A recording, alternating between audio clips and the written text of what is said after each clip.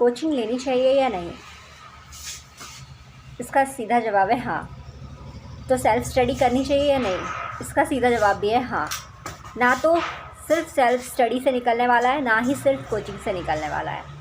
पहले जब मैं बैंक एग्ज़ाम की तैयारी करती थी तो मैं क्योंकि अपने आप को काफ़ी इंटेलिजेंट मानती थी, तो मैंने कुछ ऐसा मतलब स्टडीज़ में कुछ ऐसे कमाल किए भी थे, तो मैं अपने आप को इंटेलिजेंट मानना मेरा लाजमी था।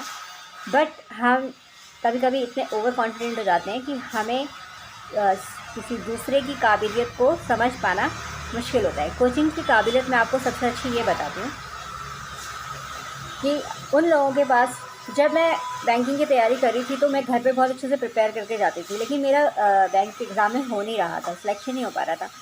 तो होता क्या था, मेरा सेक्शन जैसे उसके 4 पार्ट्स होते थे। किसी में इंग्लिश है, किसी में रीजनिंग है, किसी में मैथ्स है, किसी में उस समय एक बैंकिंग का एक जो क्लैरिकल का होता है ना, उसका एक एप्टीट्यूड टेस्ट होता था, तो वो भी होता था। तो मैं क्या करती थी, स्टार्टिंग से शुरू करती थी और section A B C D जितना मेरे से होता था, और तब अक्सर मेरा जो डी सेक्शन होता था, मतलब लास्ट का सेक्शन होता था, वो छूट ही जाता था। और मतलब काफ़ी अच्छा पेपर जाने के बावजूद भी मैं सोचती थी मेरा सिलेक्शन क्यों नहीं हो रहा है। फिर मैंने कोचिंग ज्वाइन की। कोचिंग में मुझे पता चला कि जब तक कि हम सभी सेक्शंस में कम से कम मतलब एवरेज मार्क्स नहीं कर लेते हैं, तब तक हमारा सिलेक्शन होने वाला, हमारा क्वेश्चन पेपर चेक ही नहीं होगा।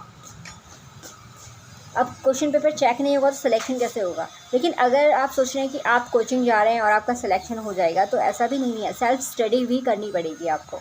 कोचिंग वाले जो बताएंगे उसके हिसाब से आपको याद करना पड़ेगा। तो यानी कि स्ट्रेटजी भी ज़रूरी है और कोचिंग भी ज़रूरी है। Good luck for your selection.